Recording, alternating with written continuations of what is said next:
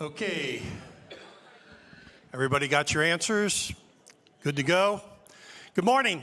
My name's Gary Dawson, and I'm here with the church. Been around for quite a while. Vince called me yesterday and said, I'm sick. I can't make it. He has hand, foot, and mouth disease, and his daughter has it. He's about over it, but he said apparently speaking aggravates it. So he asked if I would step in, and I couldn't find anybody else, so here I am. I'm normally good for about every 5 years, so this is twice in a month. That's a little much for me and for the congregation, so welcome. But what I'm going to do today, I'm going to try to give an overview. We're in the book of Esther. I'm going to give an overview from start to finish, and then kind of how it relates to us. So let's see if I can get this to work. Yes, okay.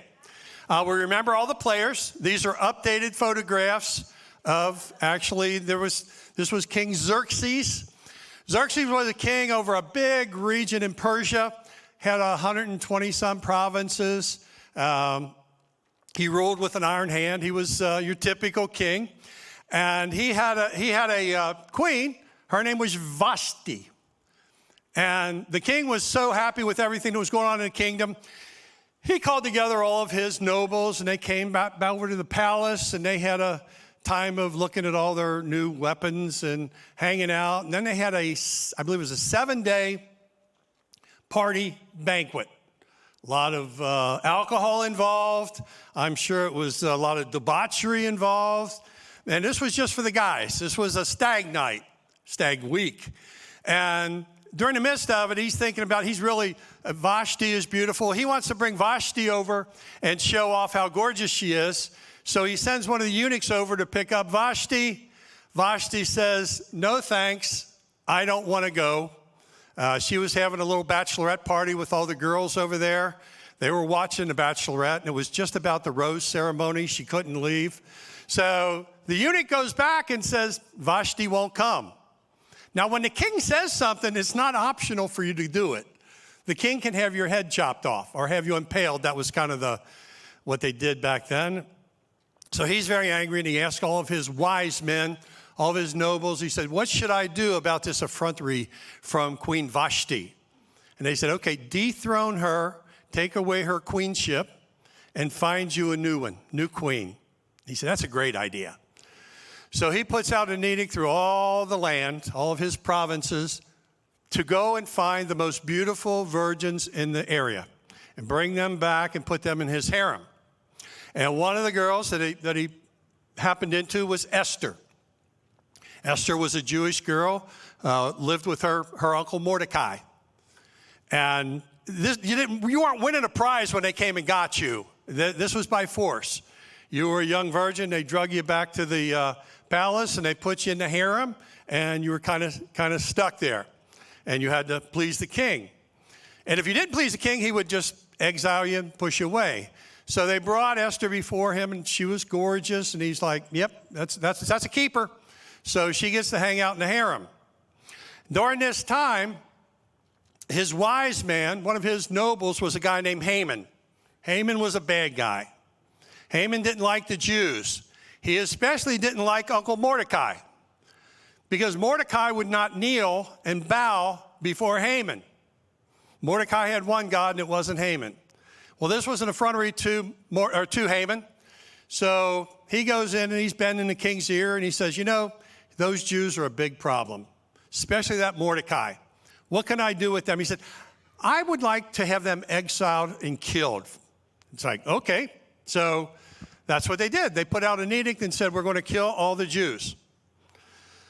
And then Mordecai's like, oh my gosh, that's bad news. He goes to Esther and says, Esther, can you go into the king and can you beg for freedom here? Will you beg for him not to kill us? And she's like, if I go into the king before I'm summoned, he will have my head. You're not allowed. You had to be called in by the king. You couldn't just show up and have an audience. And she knew that. Well, one of the good things Mordecai had done before that, there were two guys that were trying to kill the king. Mordecai narks on them. They find these two guys. They impale these two guys. And the king was kind of thankful for that. So the king looks at Esther and says, is there anything, she wants to go in. She finally goes into the king, and he raises his scepter and said, you can come and talk to me. What is it you need? I will, and she was so gorgeous. He said, I will give you half my kingdom. She said, wow, this is, first he didn't kill me. Now he's going to give me half the kingdom. This was a good move. And then he said to her, what do you want? What more than anything else? And she said, well, first I want to have a banquet. He had just finished with a 7-day banquet. But he said, great. I want to have a little dinner party, just you, me, a couple of people, and I want you to invite Haman. Well, Haman thought this was the greatest thing since sliced bread, because he's going to be invited to a private party with the queen and with the king. So he's bragging about this. He's all pumped up. He had already prepared a 50-foot impaling stick for Mordecai. He was especially going to see Mordecai killed painfully. So they go to the banquet. The king says, what is it you wish? Up to half of my kingdom. And she said, King, there's been an edict. I'm a Jew. First time she revealed that to him. And there's an edict from Haman to kill all of our people. Well, what do you wish? I wish my people to be spared, and I wish him to be impaled. That's a bad way to end the dinner for poor old Haman. Haman was taken outside, and he was impaled on that 50-foot pole. And Esther went in and served as king and freed her people. Not only did he not kill the people, the Jewish people, he elevated them and gave them status within the kingdom. So, I mean, it's just a great story. It's a real page turner. And what was, in the moral of the story, what was the superpower that Esther had other than she was beautiful? First, she was put in a time and place under terrible circumstances. When she went to Mordecai and said, what am I to do? He said, Esther, you are created for such a time as this. This is why you're here. This point in time in our history, God chose you to be here now. So she was chosen at the right time and place. She was courageous. She was about 15 years old at the time, and she faced death by approaching the king. Yet she went for the greater good to save her people. Before she went in, she was smart. She said, let's pray. She had all the Jewish people pray and fast for 3 days. Then she said, the end of the story here shows God works for the circumstances to accomplish his purpose. What Satan meant for evil, God meant for good. We see this time and time again throughout the Bible. We're seeing it today. As all of you are probably aware, 2 years ago, Israel was attacked. Over 1,000 people killed viciously. And yet today, that Satan meant that for evil. Today we're looking at maybe a peace accord that hasn't been in existence. For 2,000 years, these people have been fighting. Maybe today, Satan meant that attack for evil. God is using it for good. Another thing that she had was humility. When she went in, she was humble. She knew that the king had power over her, but she was brave enough to walk forward. And pride cometh before the fall. Haman was getting all puffed up. He thought he was really something, and it ended his life. You know, they say conceit's a weird disease. It makes everybody sick but the person that's got it. Old Haman was full of himself. And then lastly, obedience is crucial. Esther followed the guidance of her uncle Mordecai. She listened and saved the Jews for generations. So kind of what I want to share a little bit about today is you are made for a time such as this. Right now, right here. Y'all know this is a little strange time in our church. Pastor Vince will be leaving someday, not in the too far future. We don't know exactly when yet. We're searching for a replacement. We have over 60 applicants. That's a good thing. Getting through and picking the right one. And what do you do when you're in a time like this? There are two things you can do. You can freak out or you can dig in. And I'm here to encourage you today to dig in, because that's what we're going to do. That's what the elders are doing. That's what the staff is doing. That's what the people who have been around here for a long time are doing.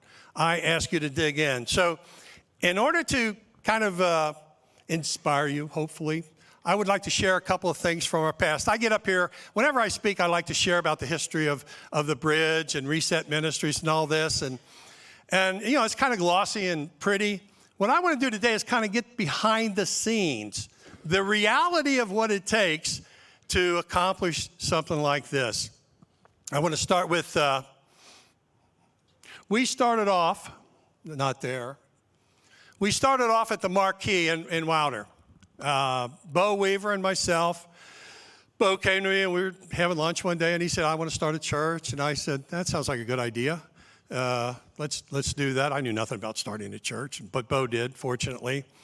And it took us over a week to convince our wives that this was a good idea. You know, you just don't start. You need money, you need people, you need a building. But we started. And we finally found a place that we could have a service, and it was the Marquee in Wilder. And what we had to do every Sunday, Bo had talked them into allowing us to come by having us clean up on Saturday nights so the staff didn't have to stay late. And it sounds nostalgic and kind of fun. It wasn't. It was miserable.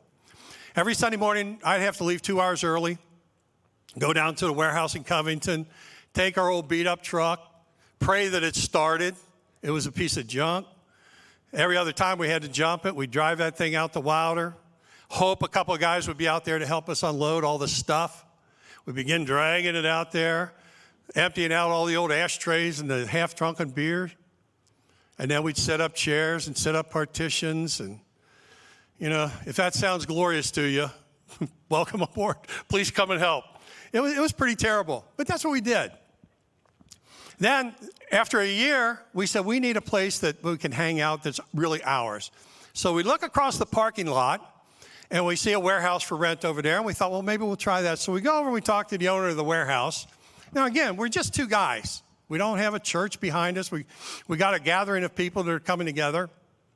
We go to talk to this man, and he said, well, I'm willing to rent you the facility, but I want you to sign for it personally. I was just coming out of a bad time financially. Bo didn't have any money. But we went, yeah, we'll sign. So we signed a 3-year lease, several $1,000s a month that we were liable for. That's what you call going all in. That's diving in.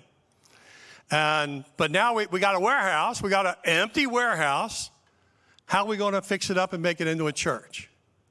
So through just perseverance, God blessing it, God looking out for us, we were in the right place, right time. We had $100,000 we came up with. We were able to renovate the place and move in. But there was one hiccup. We didn't have a certificate of occupancy. I was in construction. I knew how to get a CO. I went to the building inspector and I told him what we were going to do. And he said, well, that shouldn't be any problem.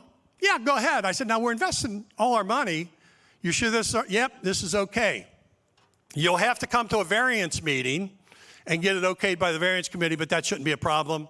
You should be good to go. Several months went by before the variance committee had to meet. So I go to the meeting, Bo says, I'm not even going to go. This should be such a slam dunk, a layup, easy. I go in and they're having a meeting. I plead my case and tell them what we're going to do because it was not zoned for a church. We had to get a variance to get it zoned for a church. The variance committee listened to me. I was very persuasive. And they said no. By a vote of 4-3, they said, nope, you can't be here. And I go, wait a minute, you don't understand. We've already built it. We're ready to move in. And they're like, nope, we will not issue you a certificate of occupancy. Whew, this is a little peek behind the curtain. What do? You pray, dig in, and move forward.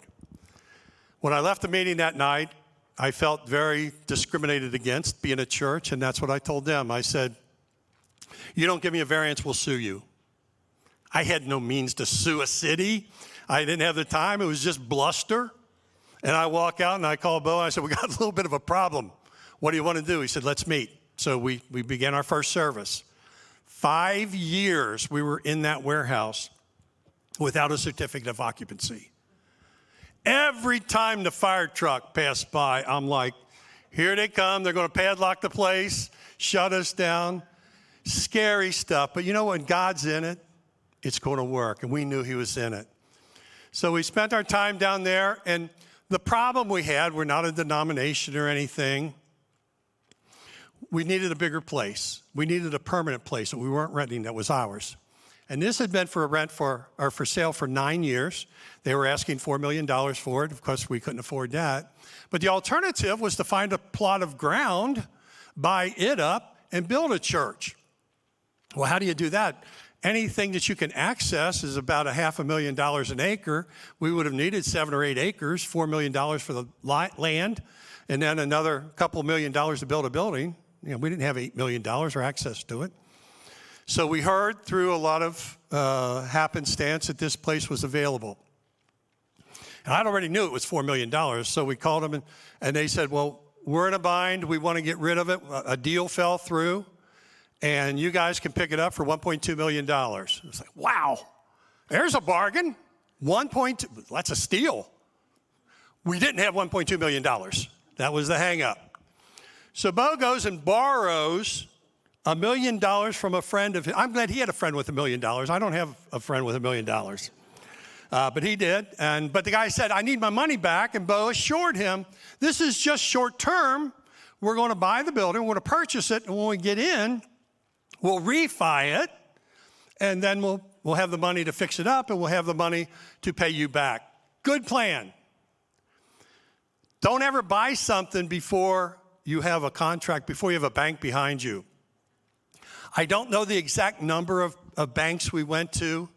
If you've ever been to a bank to borrow money when you really needed it, you know they're not real friendly most of the time. They don't like churches because they don't want to foreclose. They don't want to be the bank that forecloses on a church.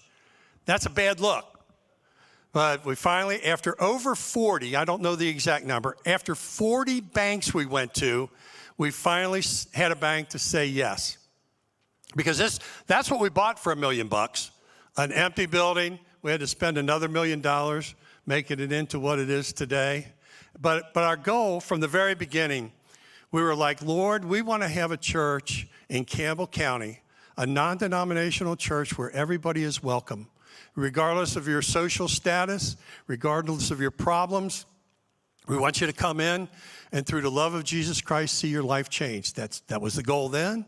That's the goal now. And God has blessed us abundantly. We were able to make this happen. And again, it looks easy today. It's like, oh, yeah, we started church and all these people come. But I'll tell you what, the Lord was with us every step of the way. And we had plenty of opportunity to freak out. We never had. We're at a stage right now where you can freak out or you can dig in. We're digging in. Then I'd also, this whole time, we had started Reset Ministries. If you haven't heard of Reset, we're a ministry that helps people coming off of addiction, out of incarceration. Early on, within the first 6 months, we started the Bridge 19 years ago. I told Bo, I said, I want to start a ministry, ministering to people coming out of prison. I was working with those people in Covington in a business that I had, and I just had a heart to see their lives be better. And a lot of it had to do with environment. So he said, yeah, you just can't have any money. I said, well, that makes it harder. But he said, we're barely staying alive as a church. We can't sponsor a ministry. But he said, but I'm behind you 100%. A couple of times you can come before the body and you can, make your pitch for money. We did. And you just start where you're at. And I happened to find 2 houses down there that were affordable. This was a bad time in real estate, so there were a lot of houses half done. And I had this grand plan, and I thought, man, all these guys have to do is see a really nice house, and they're going to give up drugs, and they're going to find Jesus. The reality was, one of the houses, I ended up almost in a fist fight. The guy's girlfriend pushed me off the porch, nearly killed me. And I'm like, wow. The week after that, one of the houses burned down. Is this what I'm called to? And fortunately, my son was beginning to be a part of it. And he said, Dad, what we need is a bigger house, large house where we can all meet together and put together a program. I said, well, you work on the program, I'll work on the house. So went and saw that house, and I thought, this has to be from God. I really like that house. that would make a great place for Reset Ministries. And the only problem, we didn't have any money. But I knocked on the door anyway and said, I'd like to see it. And I'm nodding my head as I'm going through it like I'm a real buyer. And yeah, this could work. This could be good. And then they gave me the price, and it was $200,000, which is cheap today. But when you don't have $200,000, it's the world. I said, I'll tell you what, I'm going to make you an offer.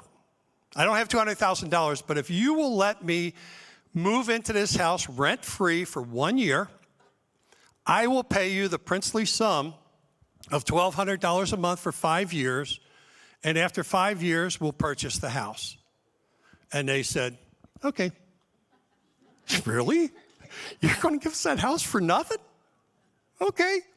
Yeah, today, I don't know, the house is probably worth close to $1 million. It's owned by Reset Ministries, and I would say by this time, hundreds of people have come through the houses that we have and seen their lives changed.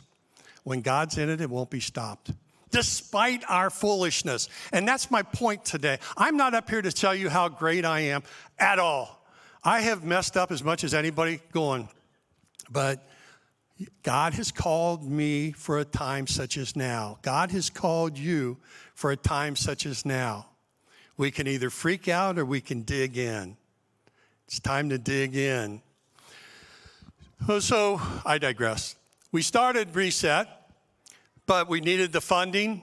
So I thought we need to start a business. I was pretty good at starting businesses.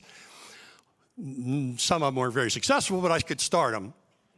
And funny, my youngest son is here today, and I started a business over in Cincinnati called Cincinnati Reuse Center. And he said, Dad, of all the dumb ideas you've had, that one is absolutely the dumbest. And I said, well, thank you for your encouragement, son.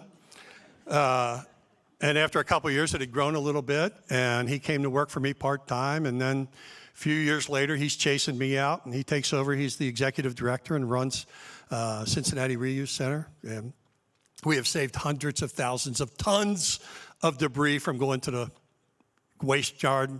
We save it, reclaim it, sell it. It's pretty cool.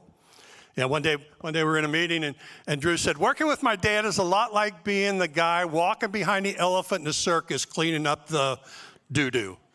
He makes the mess, I clean it up. He makes the mess, I clean it up. And that was pretty much his job. Keep cleaning it up. And finally he said, Dad, I'm ready to take over. You ready to retire yet? And it's like, yeah, I'm good. I'm gone. So he runs it. But we needed funding, so I thought, what could be easier than a thrift store? Come on, how hard's a thrift store? People give you stuff and you sell it.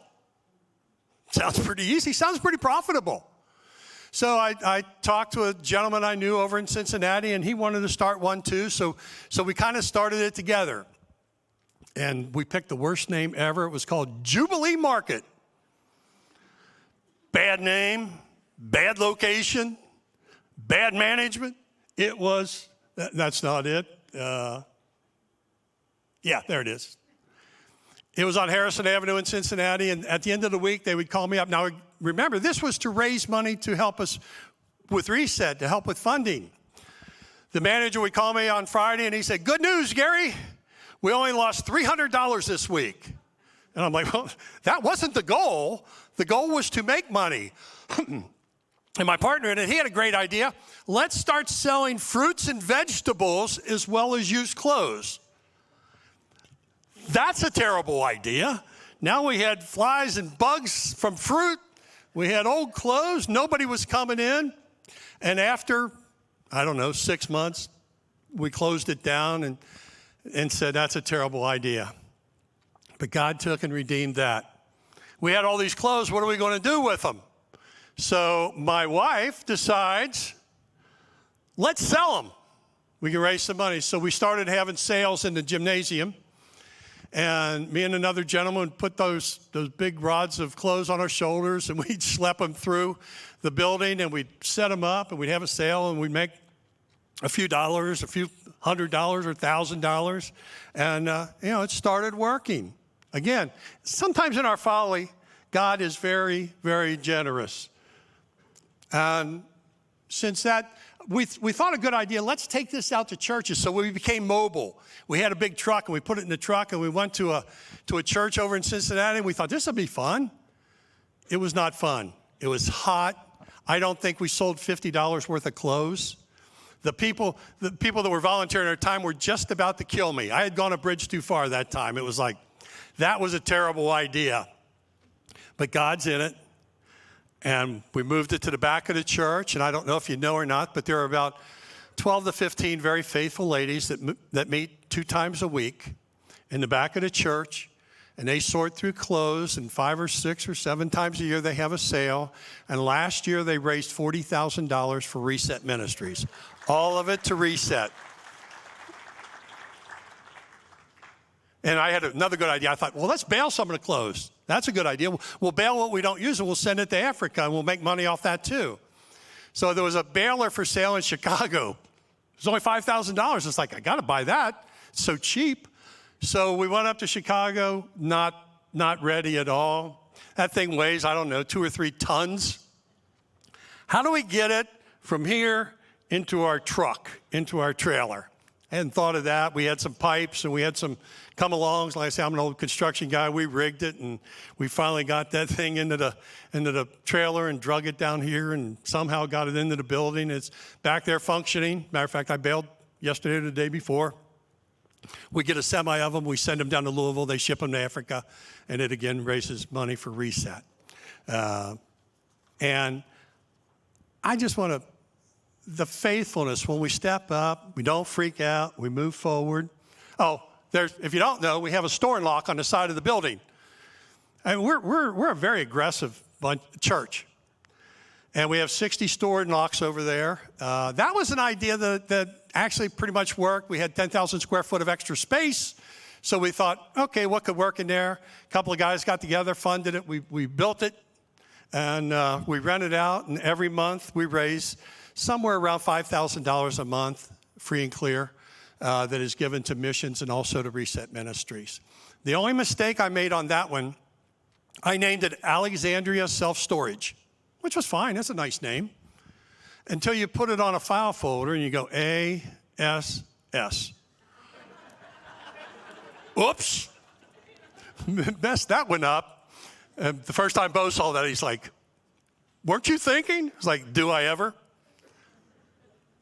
And what I'm talking about today, you know, it's about people. It's not about buildings.